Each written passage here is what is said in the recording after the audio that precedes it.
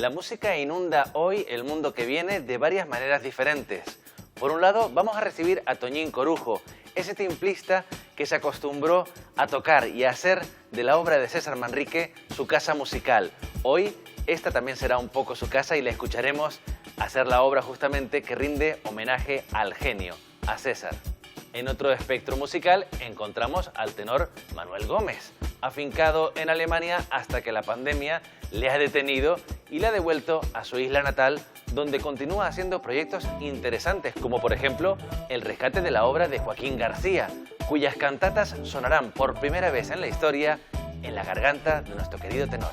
Y nos vamos a ocupar de nuestros monumentos, de esas esculturas que vemos en el espacio público, y gracias al artista Yapsi Ramos y su proyecto Inmaterial, seguramente que acabaremos viéndolas de otra manera. Todo eso lo trataremos aquí, con conversaciones por delante, en el mundo que viene.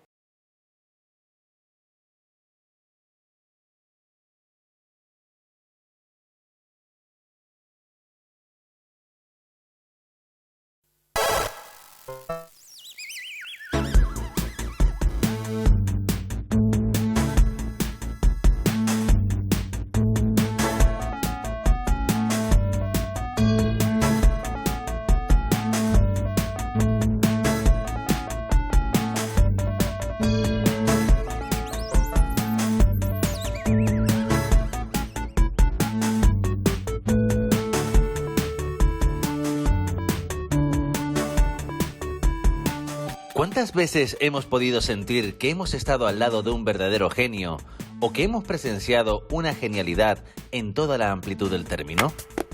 Al timplista Toñín Corujo no le cabe duda. El tiempo que pasó junto a César Manrique y su obra le marcó de por vida. Con él hablaremos hoy sobre timple, música, aplausos y sobre su obra El Genio, dedicada a Manrique. Recibiremos también al tenor Manuel Gómez Ruiz, que ha vuelto a su tierra canaria desde Berlín para poner voz y sonido a cantatas olvidadas de Joaquín García. Y la artista Yapsi Ramos nos invitará a ver de otra manera muchas de esas esculturas con las que nos topamos día a día en nuestras calles. Es hora de conversar, hora de adentrarnos en el mundo que viene.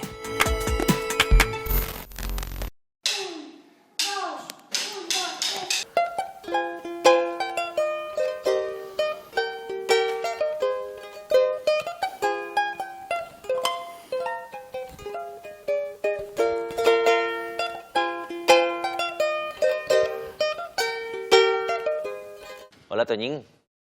Muy buena, señor. Iba a empezar preguntándote por César. Decía, no sé cómo sacar el tema, pero es que tú mismo has venido con una camiseta Sí. directamente La verdad alusiva. Es que llevo un año y pico con camisetas de César casi todos los días. ¿Ah, sí? ¿Cuántas camisetas de César hace falta tener para ir siempre vestido de camiseta de César? Hombre, lavando con cierta frecuencia, yo creo que con 10 o 12 tiene. Pues yo creo que es planteable, ¿eh? Sí. Pero tú tenías claro, lo haces evidentemente porque a César lo llevas muy dentro, ¿no? Sí, yo tuve la oportunidad de conocerle, no voy a presumir de amistad ni nada de eso, pero tuve la oportunidad de estar incluso en casa de César en 2 ocasiones.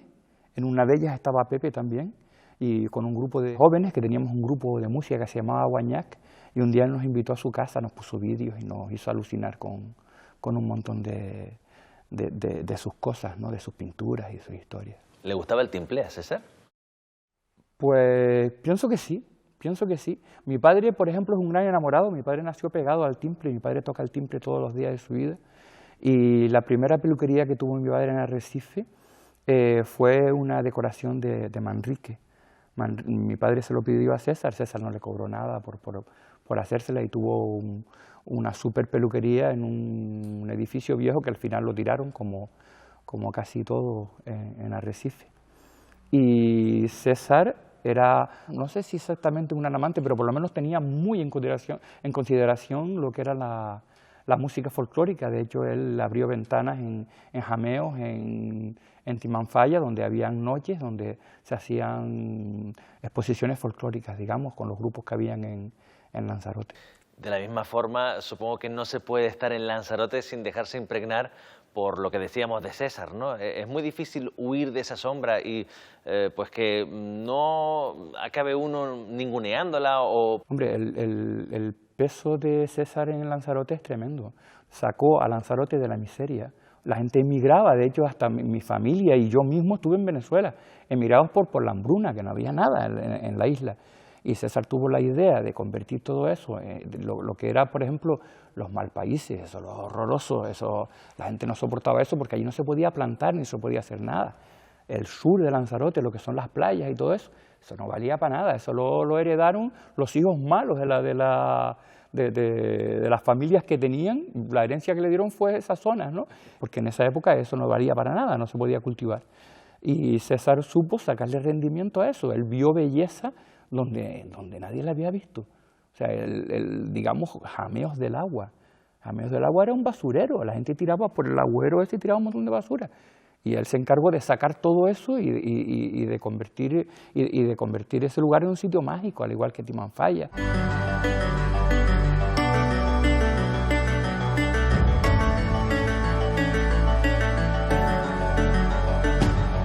Lanzarote le debe a César todo y encima le debe además el no haberle hecho caso en toda su dimensión, ¿no? Porque, por ejemplo, César decía que el turismo, lo que era la construcción en Lanzarote o enfocada al turismo, tenía que tener un crecimiento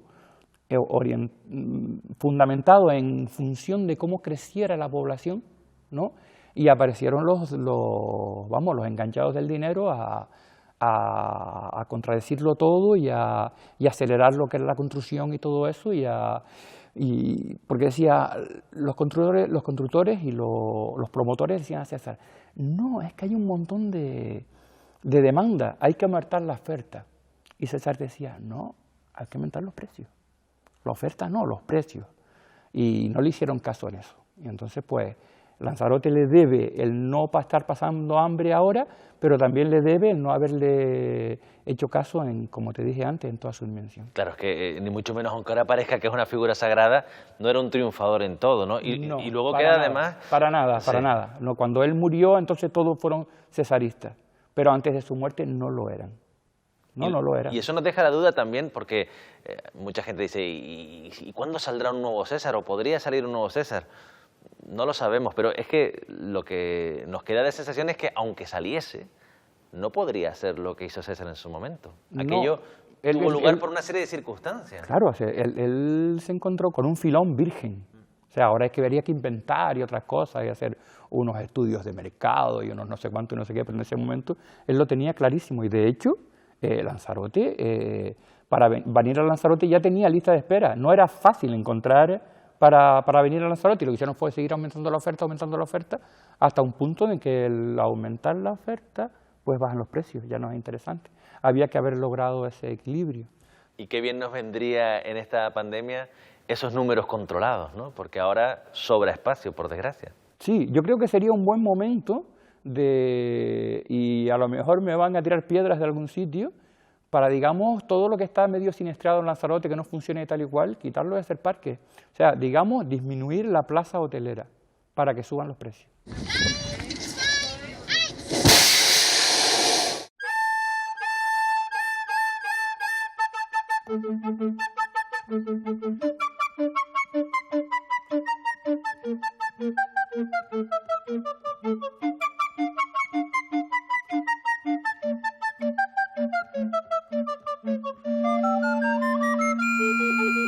Hola Yapsi, ¿cómo estás? Muy bien, ¿qué tal, Sergio? Con muchas ganas de conocer tu historia con los menseyes de la Plaza de la Patrona.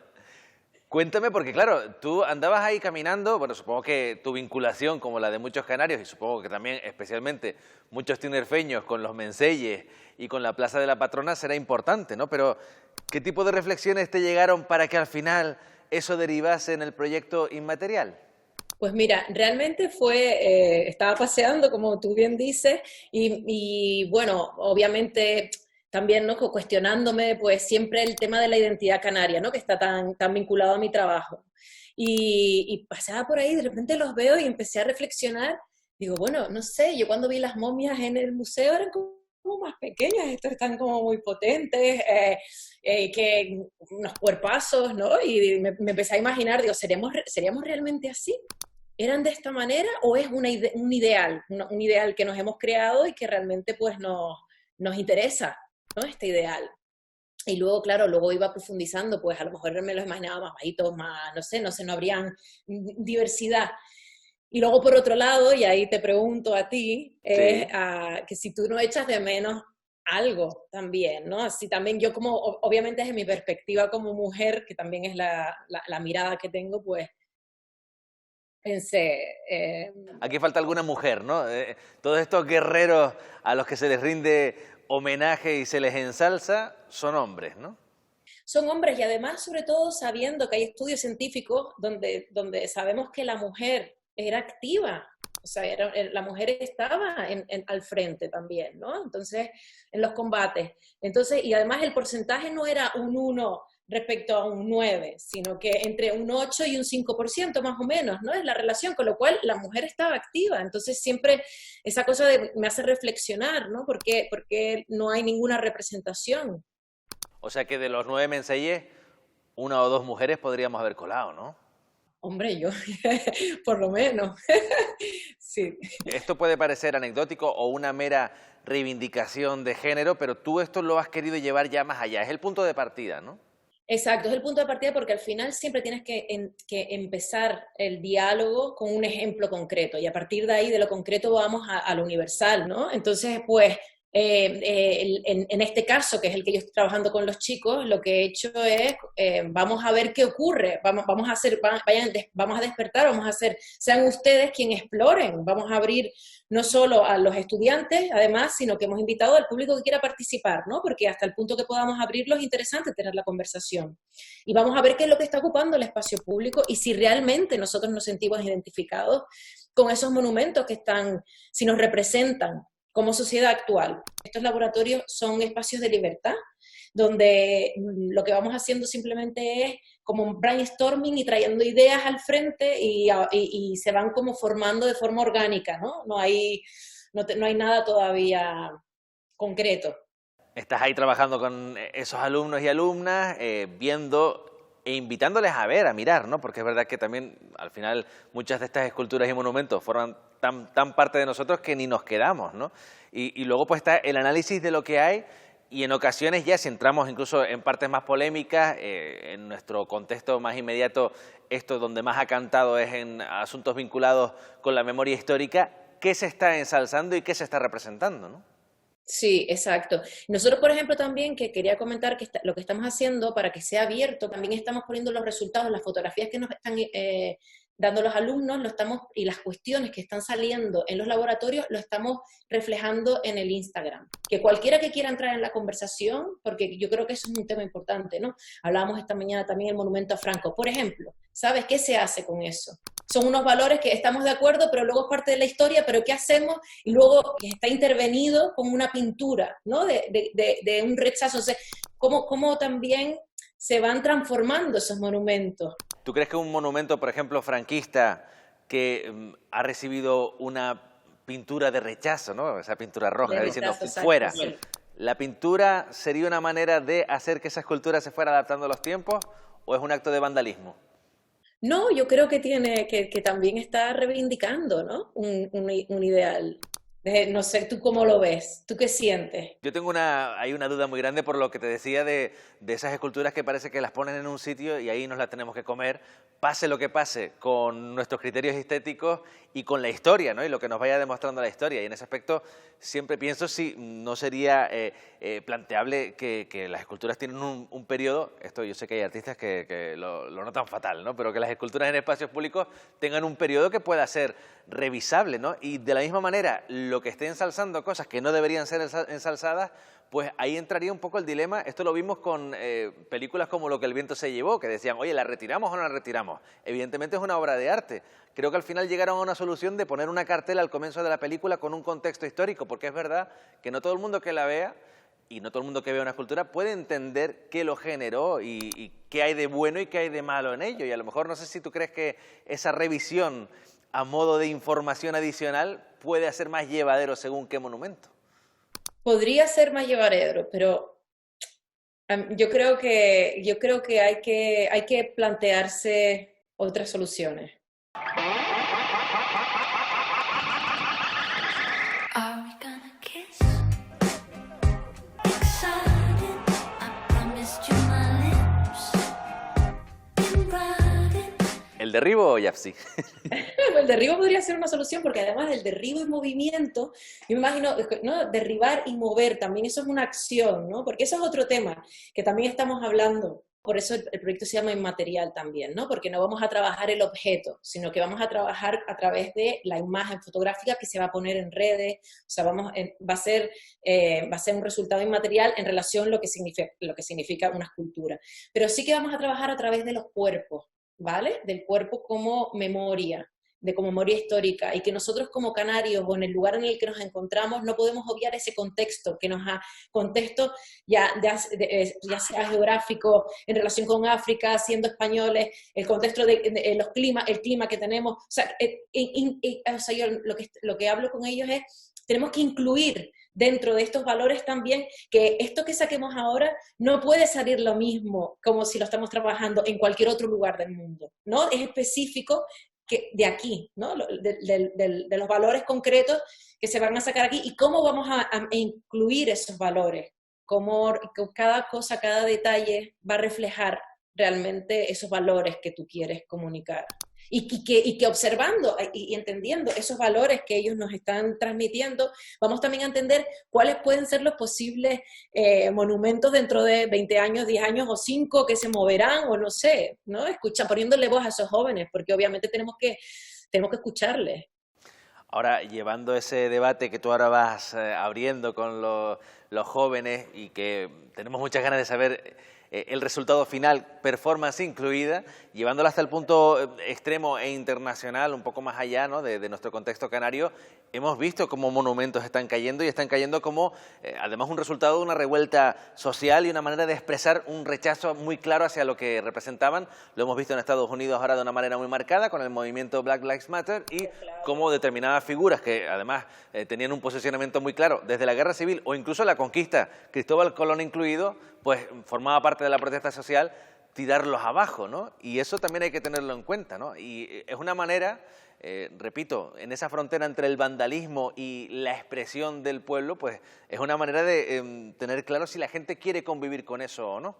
Exacto, si quiere convivir con eso o no. Y por ejemplo, pues sí, yo tengo compañeros que han hecho proyectos del derrumbe, por ejemplo, de esculturas que luego las han intervenido o han performado y han colocado al pueblo en donde estaba esa escultura y han retratado con ese pedestal una escultura nueva donde el pueblo es el que tiene el protagonismo, ¿sabes? ¿Por qué no? O sea, ¿por qué no puede ser de otra manera? ¿Por qué no puede ser más llano? ¿Por qué no podemos...? Ahí es donde tenemos que investigar, donde tenemos que explorar, donde tenemos que profundizar.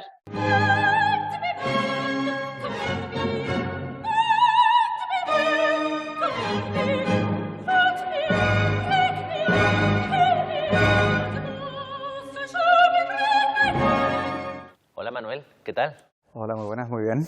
Encantado de estar aquí. Igualmente, además has estado mucho aquí, no en este plató, sino mucho en esta isla, ¿no? En tu isla natal este año más de lo que a lo mejor tenías planificado, ¿no? Todo el confinamiento lo pasé aquí junto a mis padres y luego a partir de mediados de octubre ya me he vuelto.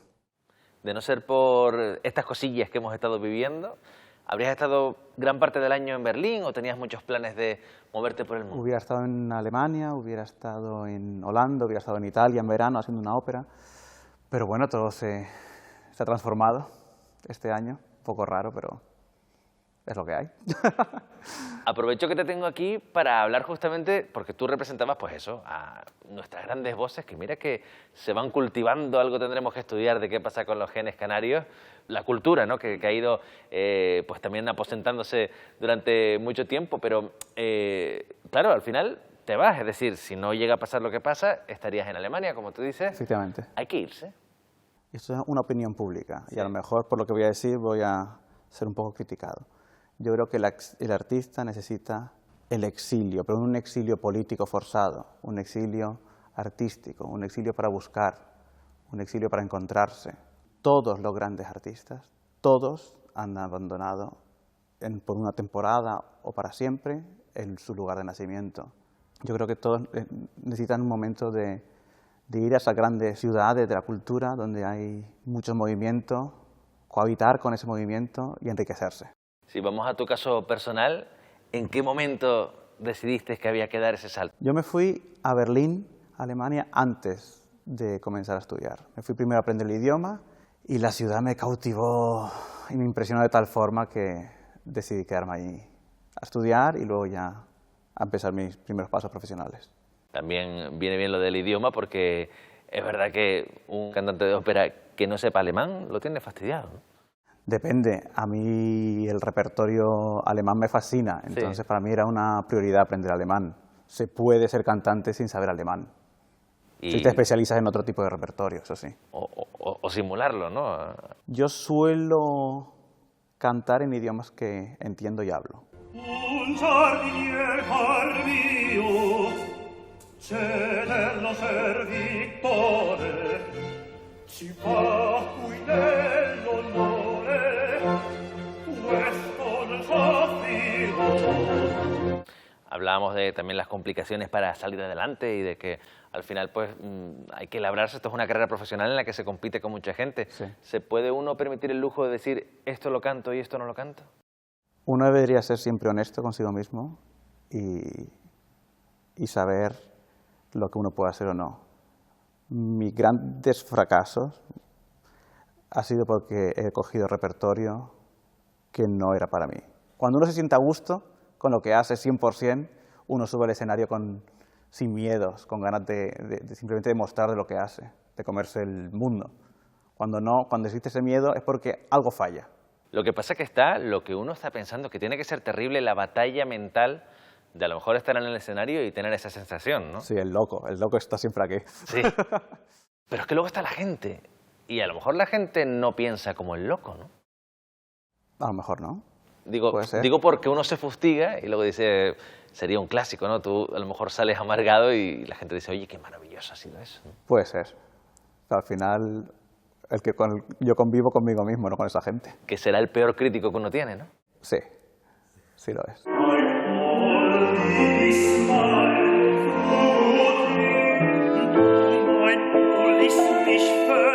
Hablemos de la beca Leonardo. Un logro, ¿no? Un logro muy grande. Estoy muy, muy, muy contento. Te la han dado por un proyecto que rescata la figura o rescata las cantatas de Joaquín García. Efectivamente. Cuéntanos algo de Joaquín García. Preséntanos al señor Joaquín García Joaquín si Gar- tal cosa es necesaria. Joaquín García fue maestro de capilla. El proyecto se basa en rescatar una serie de cantatas y posteriormente grabarlas. Él murió en 1779. Estuvo 44 años de maestro de capilla en la Catedral de Las Palmas. Fue el maestro de capilla que más compuso, un total de 560. Y de esas 560 hay solo 30 y pocas editadas y grabadas, a lo mejor 20. O sea que el espectro para un músico, investigador, intérprete es enorme lo que hay. Y hay poquito, pero eso no quiere decir que él tenga poco reconocimiento. Está muy reconocido dentro de la música barroca, ¿no? No tanto, y en eso es el problema que siempre pasa en España. En aquella época a lo mejor se fomentaba a los maestros de capilla españoles, pero hubo una corriente a lo mejor de compositores italianos, entonces todas las cortes, todas las catedrales quisieron tener compositores italianos, entonces esa música pasa al olvido. Las escucharemos en tu voz, pero ¿cómo son esas cantatas que vas a rescatar? Pues son muy bonitas, sorprendentemente. Me ha sorprendido mucho el estilo. Y lo que más me ha sorprendido es la evolución de su música sin tener contacto con lo que pasaba en Europa, en la Europa de esa época. Entonces, él evoluciona su estilo sin influencia. Es muy, muy curioso. ¿Es muy normal lo que tú haces, lo de ser tenor e investigador? Yo no me considero investigador. Yo me considero un intérprete con inquietudes. De alguna forma me siento con la obligación moral de rescatar parte del patrimonio canario, que está totalmente olvidado. Esa catedral hay 2.000 y pico partituras que necesitan su recuperación, su digitalización, su edición y posteriormente su grabación. Habría que hacer un esfuerzo grande institucional. Este proyecto nace de mi vocación a recuperar el repertorio y mi interés personal, pero debería ser como se restaura una fachada, como se restaura cualquier edificio histórico, etcétera. Esto debería ser parte del proceso institucional hacia el repertorio, hacia el patrimonio histórico canario o nacional. ¿Cómo lo cuidamos, por cierto? Es decir, algo así conviene interpretarlo y grabarlo para que la gente se imagine como si estuviera en la época en la que se hizo, o abordarlo como se abordaría un repertorio así hoy en día. Se va a hacer con criterios historicistas. Tengo la suerte de que el grupo barroco canario El Afecto Ilustrado va a acompañar el proyecto y se va a hacer con instrumentos barrocos y en estilo barroco. O sea que va a ser, de alguna forma, vamos a recrear cómo se oía esa música de aquella época, del siglo XVIII. Pues Manuel, ya nos has dado un aliciente musical muy bonito. Te agradecemos que hayas venido aquí a contarlo. Muchas Muchísimas gracias.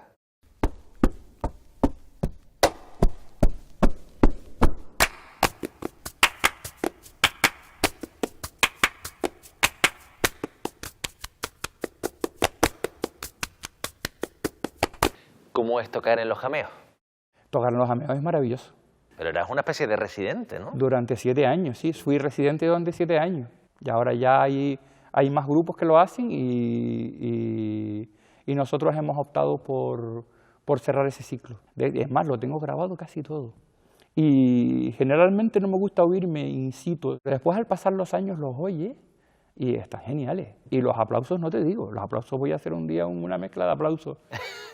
Como... Un concierto solo de aplausos, sí, ¿no? Sí, sí, igual funciona, De aquí sale algo, además, vuelvo a cosas que pasan este año, los aplausos primero no estaban porque no había público y ahora están más reducidos, duro, ¿no? Y todos separaditos, duro, ¿no? Es duro.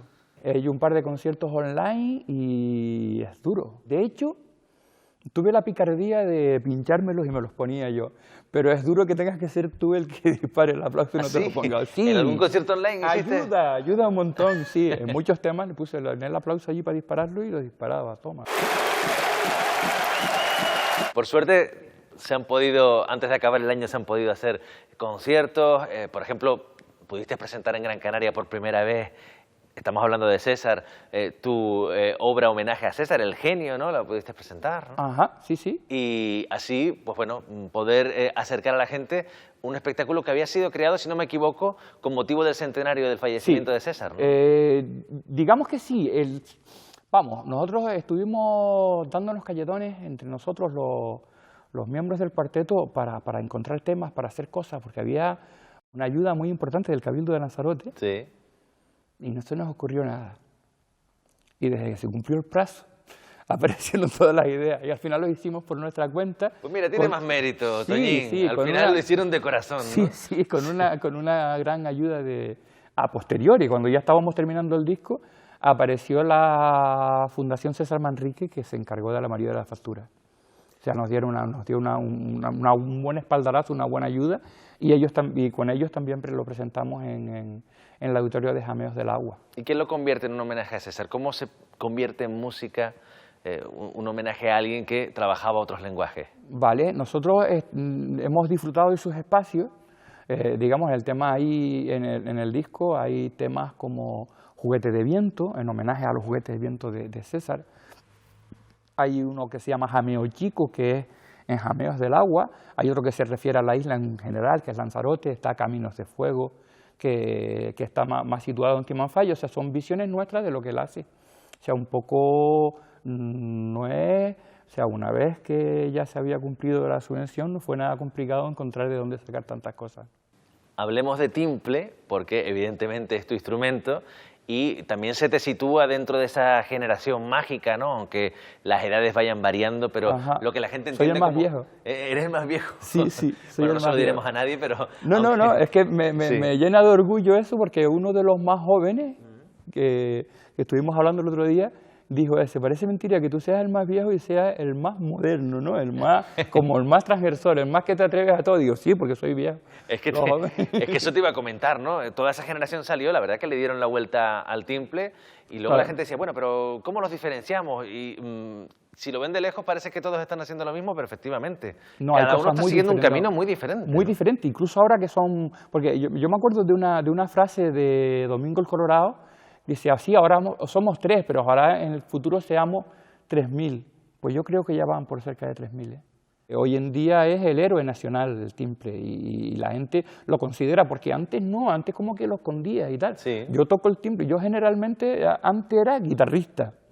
Yo fui a París a estudiar, pero yo ya tenía 27 años. Yo me tenía que buscar la vida como fuera allí, y si iba con la guitarra, no me comía un rosco, y si iba con el timple, digo, coño, ¿por qué les interesa tanto? Pues les interesa tanto por eso, porque es un gesto que tú no te das cuenta que es un gesto que tú tienes, que es un gesto de tu cultura, de tus cosas, y le das más valor a lo otro, que te cuesta más trabajo alcanzar, y la gente valora lo que a ti no te cuesta, ¿sabes? Lo que te sale solo. Pues por eso fue por lo que le di más importancia al timple al regresar de allá. Una cosa que le comunico yo a mis alumnos, soy profesor de música también, y les digo, tienes que tener muy en cuenta lo que tienes cerca. Lo que tienes cerca es lo que te va a salvar a ti, no lo que está lejos. Pues permíteme, Toñín, que me dé el lujo de disfrutar un poquito del timple del más viejo de la generación de nuevos timplistas. ¿Qué nos podrías tocar? Bueno, pues yo voy a tocar un tema que se llama Palabras para María, y María es mi compañera. Yo la verdad es que una vez un amigo vino y me dijo, no, pues traen a la chica que sí, que tú sin María no hubieras llegado a nada, porque no sé cuánto, y porque esto y por lo otro. Y yo, sí, es verdad, Gualo, es verdad.